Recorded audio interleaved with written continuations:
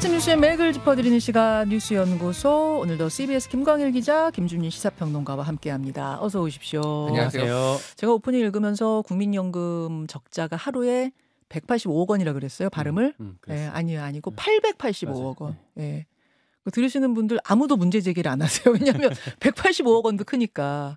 근데 아니고 하루에 885억 원씩 적자입니다. 그래서 이거 빨리 그걸 생각해서라도 빨리 이 적절한 안이 만들어져야 될 겁니다. 첫 번째 뉴스 어디로 갈까요? 오리무중 탄핵 일정. 예, 그러니까 탄핵 심판 선고가 지난주일 거다라고 했는데 이번 주로 넘어올 때만 해도 그래 뭐 이번 주 뭐 이르면 목요일, 금요일 뭐 이렇게 얘기가 됐었는데 어제를 지나면서부터는 이번 주도 넘어갈 것 같아? 이런 얘기가 나와요. 사실 그게 다 이제 추론이기 때문에 예. 어떤 각자의 또 기대를 반영한 추론들이었기 때문에 다 좀 정확하지 않았던 것 같고요. 아무도 모른다 이렇게 볼 수가 있을 것 같습니다. 그러니까 어제도 각종 억측 지라시들이 난무했었거든요. 예. 많이 봤는데 제일 많았던 내용이 19일, 그러니까 오늘이죠. 19일 날 선고기일을 발표하고 내일이랑 모레 사이에 대통령이랑 한덕수 총리 탄핵 선고 가능성이 높다 뭐 이런 얘기들이 있었고, 반면에 아직도 내부에서 쟁점별로 좀 옥신각신하고 있기 때문에 아직 멀었다 이런 내용들도 뭐 맞부딪히면서 계속 돌았었어요. 언론들도 여기저기 이제 취재를 해서 뭐 쓰고 있는데 대체로 어떻게 얘기가 나와요? 언론 보도가 더 중요할 텐데 최근의 흐름은 한겨레 보도가 헌재가 결정문 작성에 신중을 기하고 있어서 선고 일정이 다음 주로 넘어가는 분위기도 감지된다. 그리고 TV조선 복수의 헌재 관계자를 인용했는데 대통령 총리 두 사건 모두 이번 주 선고가 불투명하다. 뭐 이런 보도들, 그러니까 조금 뒤로 밀리는 것 같다. 뭐 이렇게 감지가 된다. 이런 보도의 분위기가 보이고 있습니다. 사실 2, 3일 전에는 반드시 공지가 나오잖아요. 나왔었잖아요. 그래 왔죠. 그렇죠? 네. 그렇죠. 그리고 사실은 그렇게 해야 뭐 경찰도 준비를 하기 때문에 2, 3일 전에는 나옵니다. 그렇게 되면 오늘 공지가 나와야 금요일, 그게 이제 2일 전이 되는 거니까 오늘 공지가 나와야 금요일이 되는 거. 이렇게 볼 수 있는 거예요. 그래서 이제 오늘이 중요한 거죠. 그런 거죠. 네, 그래서 오늘 주목한 뉴스로 이걸 꼽은 거고, 그렇지 않으면 오늘 발표가 안 되면 다음 주로 넘어갈 가능성이 높다고 볼 수 있는데, 뭐 이것도 다 사실은 이제 아주 확실한 건 아니고 나와봐야 안다 이렇게 얘기를 드릴 수 있을 것 같아요. 나와야 나오는 거다. 맞아요. 네, 나와야 나오는 거다. 정치권 반응은 어떻습니까? 민주당 이재명 대표 어제 헌법재판소에서 선고를 지연하고 있는 게 이해되지 않는다. 신속하게 파면해야 된다 이런 입장을 강조했고요. 오세훈 서울시장 요거 이제 그저께 인터뷰였는데 내부에서 헌재 내부에서 의견 일치를 보기 어려운 사정이 생겼다고 봐야 되는 거 아니냐 그렇게 짐작을 한다. 뭐 기각이나 뭐 각하 한두 분 계시지 않겠냐 뭐 이런 입장까지 뭐 내기도 했습니다. 기각 쪽 2분, 각하 쪽 1분 정도 계시지 않겠냐고 숫자까지 특정하면서 물론 개인 생각이라고는 했습니다만 숫자까지 특정을 했어요. 근데 이제 보통 정치인들이 예측이라고는 하지만 정치인들 예측은 기대를 담은 예측이기 때문에 오세훈 시장은 그 전에 탄핵 찬성했던 입장이 있었어서 뭐야 톤이 좀 달라진 거 아니냐 뭐 이런 얘기들을 듣기도 했었죠. 예. 다만 국민의힘에서도 이렇게 길어지는 게 본인들 선거 전략 측면에서도 좋지 않다라는 얘기도 하고요. 그러니까 이를테면 이따 또 얘기하겠지만 민감국가 지정 같은 문제들 이런 집권 여당의 리스크를 노출하는 게 선거 구도에서도 좋지 않을 거다라는 뭐 걱정들을 국민의힘에서도 하고요. 반면에 민주당에서는 좀 총력전을 하고 있잖아요. 뭐 단식하고 뭐 도보 행진하고 하고 있는데 자꾸 길어지는 게 좀 지치는 측면들이 있다고 합니다. 그러니까 어제도 도보 행진 광화문까지 했었는데 사실 주목을 많이 못 받았었고 의원들 단식하고 있는데 민영배 의원이 8일 만에 병원으로 이송이 됐거든요. 박수현 의원도요. 박수현 의원도 이송됐나요? 아무튼 이게 그러니까 이렇게 길어지고 있어서 좀 지치고 좀 동력이 좀 약화되지 않을까 이렇게 걱정하는 지점들이 있습니다. 예. 자, 어제 좀 충격적인 뉴스 하나를 좀 소개를 해드려야 될 것 같은데 그러시죠. MBC에서 단독 보도가 나왔어요. 군이 12.3 비상기염을 앞두고 대규모 시신 처리를 대비했다는 의혹이거든요. 두 가지인데 첫 번째, 2군단 사령부에서 종이관, 그러니까 시신을 담는 종이로 된 관 업체에다 전화를 했다고 합니다. 3,000개가 필요하면 어떻겠냐? 그리고 1,000개를 구매하면 가격이 얼마냐? 이게 시신을 발생할 거를 뭐 대비했다 이렇게 볼 수 있을 것 같은데 시신 담는 관을 영현백이라고 하는데 아니요. 맞아요? 지금 말씀드린 거는 예, 골판지로 만든 관이거든요. 아, 그러니까 처음 담는 관인 거고 예. 이렇게 군이 민간 업체에다가 관을 사들인 전례가 없다까지 나왔고 두 네. 번째 지금 말씀드리려고 하는 게 네. 영현백이거든요.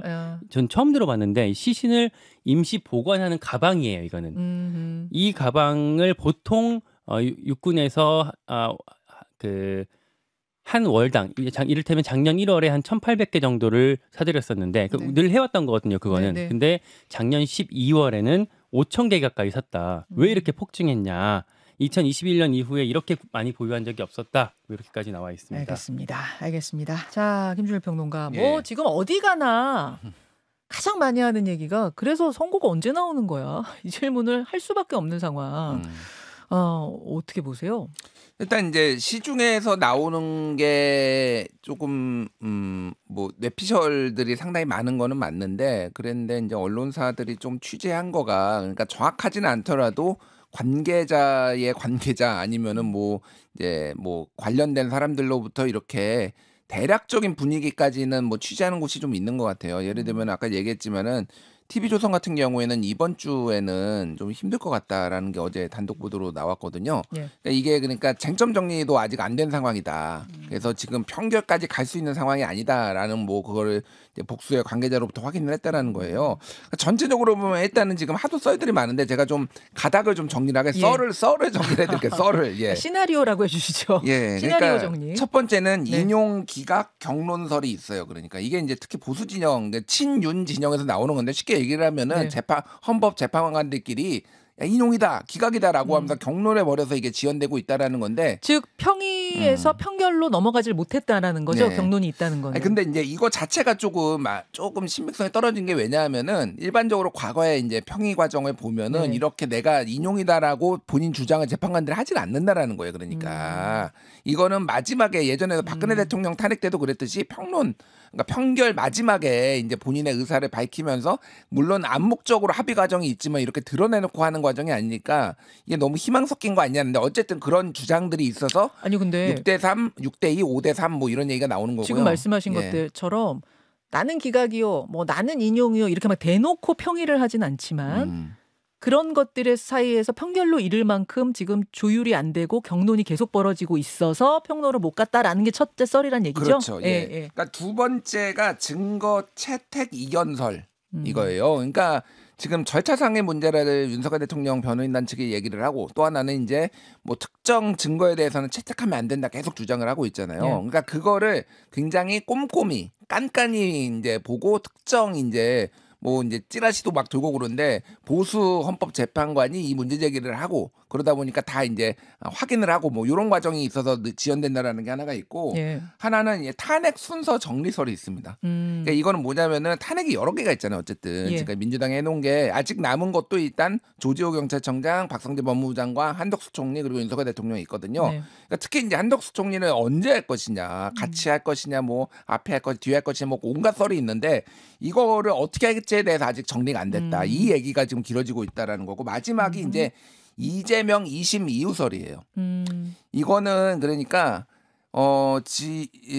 지금 관측이기도 하고 약간의 전망이기도, 그러니까 뭐 어떤 희망사항도 섞인 건데 뭐냐면은 이재명 대표 2심이 이제 다음 주 수요일 26일에 잡혀 있고 예. 지금 이제 일부 뭐 헌법 재판관들이 이를테면은 이재명 2심 이후에 하는 게 좋겠다라고 해서 고의로 이를테면 앞에 얘기했던 뭐 증거 채택을 좀 꼼꼼히 한다든지 이러면서 지연 작전을 좀 펼치고 있다. 네. 이런 이제 썰들이 좀 나오는 상황이에요. 그래서 지금 민주당에서도 특히 이재명 대표가 지금 오늘 중앙일보 단독 보도를 보면은 지난 월요일 오후 7시 반에 신촌에 있는 한정식 집에서 긴급 지도부 간담회를 소집을 해가지고 왜 이렇게 지연되는 거냐 이거 뭐 이런 것들을 좀 서로 의견을 물어봤다라는 거예요. 현재 판단은 좀 앞당길 방법이 없느냐, 흘러나오는 얘기 없냐 이런 얘기들을 민주당 지도부가 할 정도로 지금 민주당도 지금 정보가 없어서 답답해한다라는 거고 그래서 지금 이게 헌재가 숙고가 아닌 지연책을 하고 있다. 민주당에서는 좀 이런 얘기를 하고 있어서 그럼 그 마지막 썰은 이미 결론은 다 났는데 뭐 경론 붙을 것도 없고 다 났는데 이 시기를 놓고 이재명 대표 선고, 2심 선고, 뭐 비슷하게 하자 이래서 기다리고 있다라는 아니요, 썰인 거예요? 그건 아니죠. 그 그러니까 말은 이게 하나만 만약에 이게 지연되는 거를 설명을 하자면 하나만 그런 게 아니라 네. 여러 가지가 복합적으로 작용을 하는데 예를 들면은 증거 채택을 깐깐히 해가지고 예. 이를테면 시간을 지연을 해가지고 이재명 2심화 이후에 혹시 나오게 하려는 거 아니냐라는 그런 이제 가설들을 얘기를 하는 겁니다. 그러니까 이게 이미 결정이 다 됐는데 이재명 2심 때문에 늦춰진다라고 보기는 어렵고요. 알겠습니다. 근데 뭐 전체적으로 보면 어쨌든 민주당에서는 지금 뭐 신속한 선고개 지정 신청 사무처장의 국회 출석 요구 뭐 이런 것까지 하는데 검토한다라고 하는데 이게 이제 헌재 그러면 이런 식으로 압박하는 게 맞냐 또 내부에서도 좀 이견들이 있고 어쨌든 이재명 대표 2심 이후에 나올 가능성도 배제할 수 없겠다 지금은. 예, 알겠습니다. 뭐 이게 예상보다 많이 늦춰지다 보니까 이런 이야기들이 돌 수밖에 없는 그런 상황. 오늘 이 내용 관련해서는요, 친절한 대기자 권영철 대기자 순서를 한 번 더 마련했습니다, 여러분. 사실 지난주에 저희가 한번 이 상황들 정리하는 친절한 대기자의 리포트를 듣고 그게 마지막이 될 줄 알았는데 이번 주에 또 한 번 마련하게 됐어요. 오늘 함께 하시고요. 두 번째 이슈 넘어가죠. 최상목 9번째 거부권. 예, 방통위법이었죠. 네, 어제 방통위법 개정안에 대해서 거부권 즉 제2요구권을 행사했어요. 이게 이 법이 방송통신위원회 의결 정족수를 3명으로 구성하도록 이제 발의가 됐던 거였는데 위헌성, 내용상 위헌성이 상당하다. 그리고 방통위의 안정적 기능 수행을 어렵게 할 우려가 있다. 뭐 이런 이유를 밝히면서 거부권을 행사했었고요. 이게 윤석열 정부 들어서 40번째 그리고 최상목 권한대행 기준으로는 9번째 거부권 행사였습니다. 예. 민주당은 바로 가만히 안 있겠다. 최상목 탄핵 가능성을 다시 시사하고 나섰어요. 그러니까 마은혁 헌법재판관 후보자를 아직 임명하지 않고 있는 거 요것을 가지고 오늘 의총을 열고 최상목 대행도 탄핵을 할지 말지를 결정한다. 맞습니까? 네, 맞아요. 박찬대 원내대표가 어제 참을 만큼 참았고 기다릴 만큼 기다렸다. 어제 기준으로 내일까지 마은혁 후보자를 임명하라고 다시 한번 최후 통첩 같은 걸 좀 했고요. 다만 지금 민주당 기류를 좀 취재해 봤을 때는 예. 탄핵을 실제로 나설지 최상목 대행 탄핵을 실제로 나설지는 가능성이 높지는 않아 보여요. 박찬대 원내대표도 어제 했던 그 참을 만큼 참았다는 말이 탄핵을 의미하냐라고 기자들이 물었을 때 예. 탄핵은 늘 검토하고 있다. 그리고 우리는 탄핵에 대해서는 늘 진심이다. 라고까지만 답을 했었거든요. 그리고 이제 저희 정치부에서 민주당 원내 지도부 소속의 한 의원한테 예. 취재를 했는데 최상목 대행 탄핵은 우리가 때를 좀 놓친 측면이 있다. 그건 무슨 말일까요? 할 거면 저 한덕수 총리 한 직후에 내용이 똑같기 때문에 바로 했었어야지. 혹은 헌법재판소 결정이 나왔을 때 바로 했었어야지. 지금 좀 너무 늦었던 거 아니냐. 명분이 좀 그렇기 때문에 떨어지는 거 일관성이 없다고 비판을 받을 수밖에 없는 거 아니냐. 뭐 이런 얘기가 나오고요.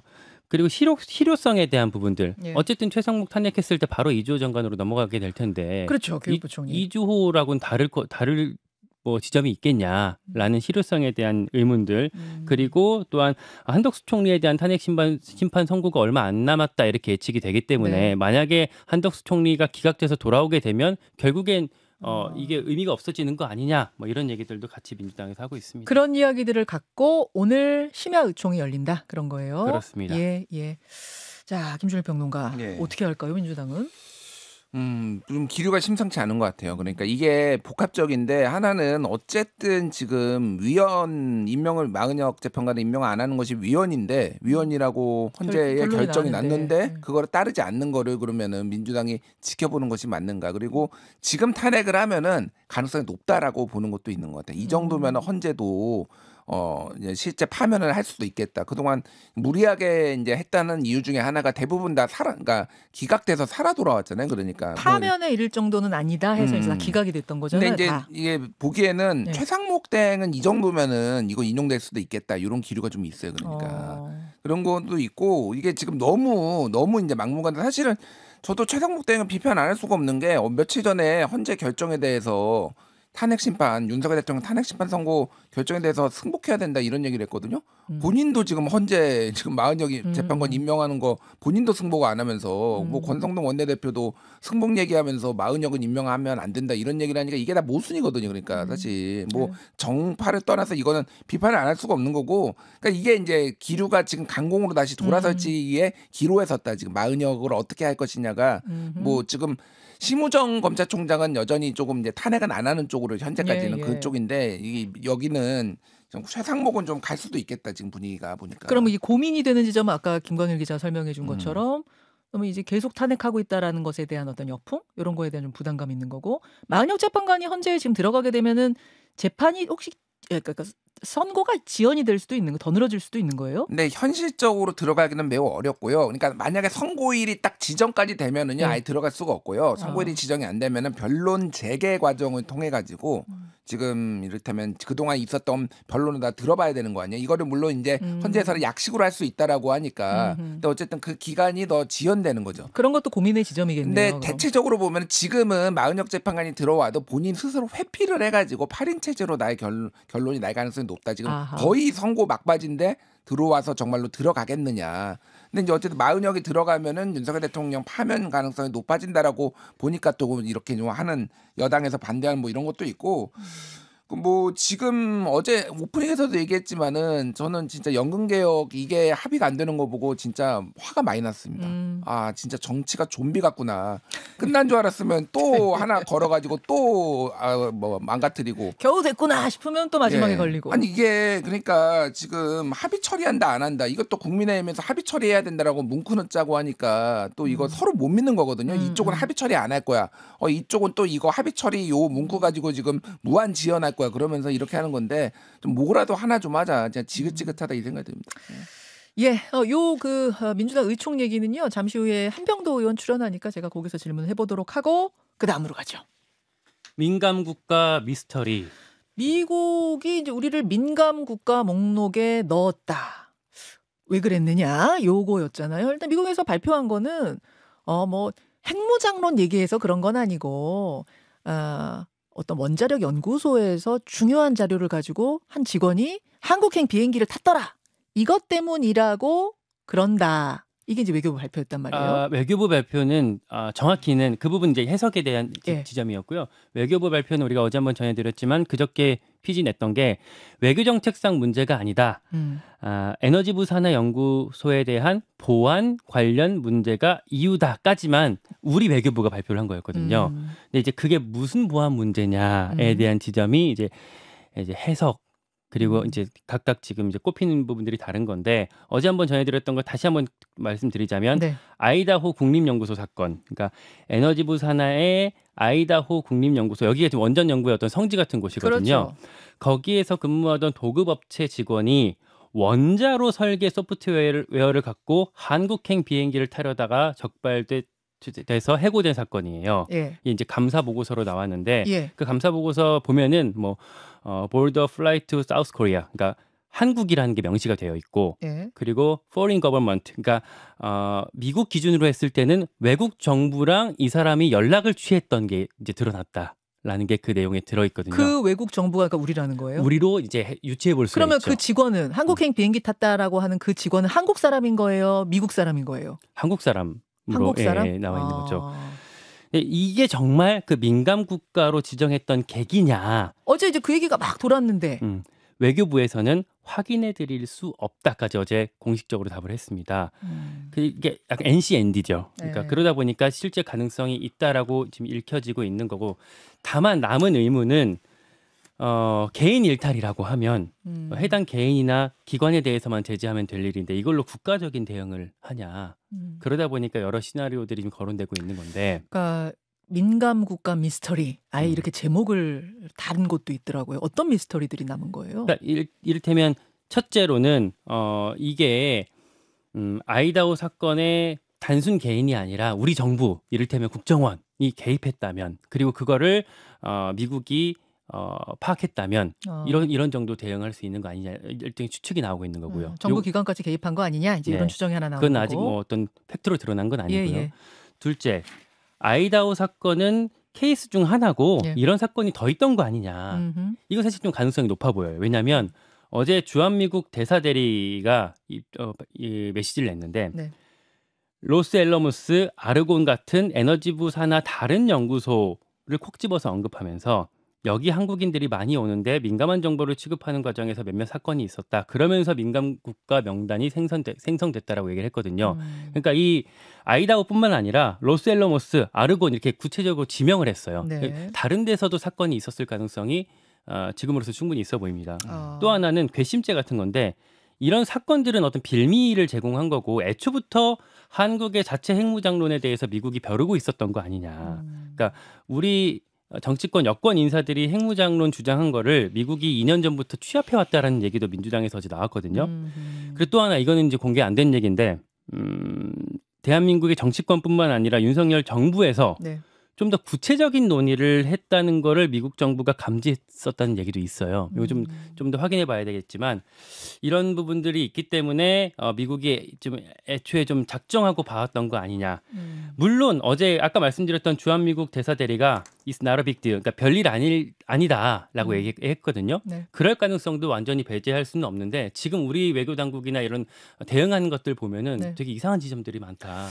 예, 뭔가 좀 투명하게 원인이 밝혀졌으면 좋겠는데 그 비행기 탔던 연구소 직원은 한국 사람인지 아닌지를 정확하게 또 확인해 주진 않았다고 하네요. 이제 뭐 추정은 뭐 이렇다 저렇다 나오고 있지만 그것도 좀 정확하게 하면서 김준일 평론가 예. 어떻게 보세요? 오늘 그 중앙일보 기사가 굉장히 눈에 띄었는데 요 사안 말고 지금 보안 위반 건이 몇 건이 더 있었다라는 거예요. 요 연구소 말고도 예. 그런데 이게 해당 사건들은 비밀로 분류돼 가서 구체적인 내용은 이제 파악이 되지 않고 있는데 어쨌든 이런 식으로 원자로 기술을 빼돌리려는 게 이제 한국 측의 시도가 있었다라고 보는 것 같습니다. 그러니까 이게 아까 김광희 기자도 얘기했지만은 단순히 그냥 개인이 한 게 아니라 한국 정부와 관련된 정부 이메일도 쓰고 그러면서 대화도 나누고 그러니까 일종의 이제 산업 스파이, 국가 차원의 산업 스파이로 미국이 봤을 가능성이 상당히 높고 그러니까 사실은 이거를 이렇게 개인의 것이 아니라 국가가 개입됐다라는 거고 전반적으로 뭐 어제도 말씀드렸지만은 이제 이게 뭐 여러 가지가 복합적으로 좀 영향을 준 것 같아요. 뭐 예를 들면 수미테리 사건도 예전에 있었잖아요. 예. 그러니까 이제 한국인 로비스트가 있었는데 그게 이제 한국 정부가 관리를 했고 국정원으로부터 돈 받았고 막 이런 게 복합적으로 좀 한국을 믿을 수 없는 좀 나라로 좀 본 가능성 이런 것들이 좀 제기되는 것 같습니다. 예, 아무튼 4월 15일 발효 전에 그 명단에서 우리가 빠지는지 안 빠지는지 이걸 보면 되겠습니다. 두 분 수고하셨습니다. 고맙습니다. 감사합니다. 김현정의 뉴스쇼는 시청자 여러분의 참여를 기다립니다. 구독과 좋아요, 댓글 잊지 않으셨죠? 알림 설정을 해두시면 평일 아침 7시 10분 실시간 라이브도 참여하실 수 있습니다.